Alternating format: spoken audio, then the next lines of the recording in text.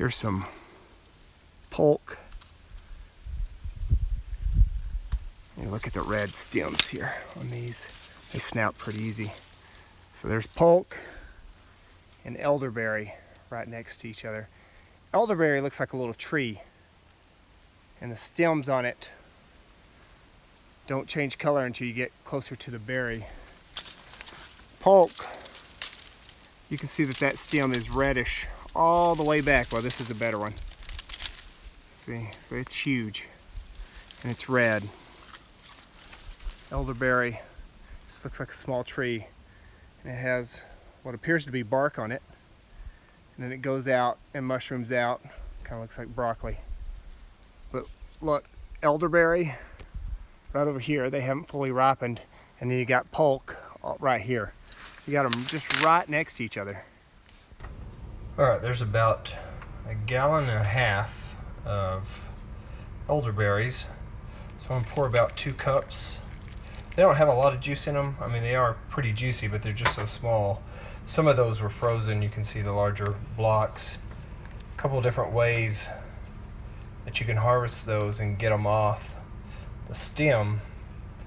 You can freeze the whole stem, but I found it's just as easy. As long as they're fully ripe, you'll have no problem getting them off the stem. They come off pretty easy. You can just strip them off.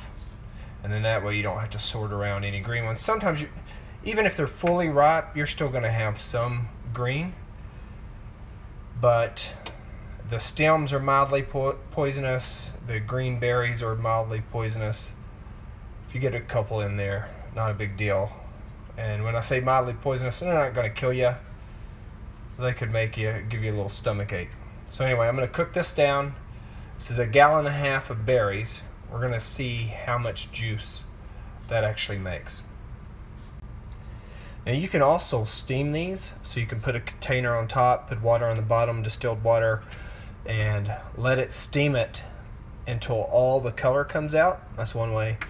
I like to have the pulp that's in there. I'm still going to strain out a lot of it, but I like to have it for winemaking or if I make a jam. So I want some of the solids in there for that process. But if you're just making jelly or you just want to get the juice, you could steam it out, and once all the berries kind of turn white, once you've cooked all the juice out of them, all the color, then you've collected it down in your water that you're collecting below. So, all right, the 2 gallons of unprocessed elderberries made 3/4 gallon of juice, and then I also canned what was left of the solids.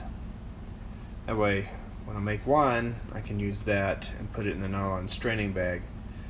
So this is just enough to make the wine. So I have 3 quarts, and I'll add that to the rest of the stuff for the recipe to make the wine.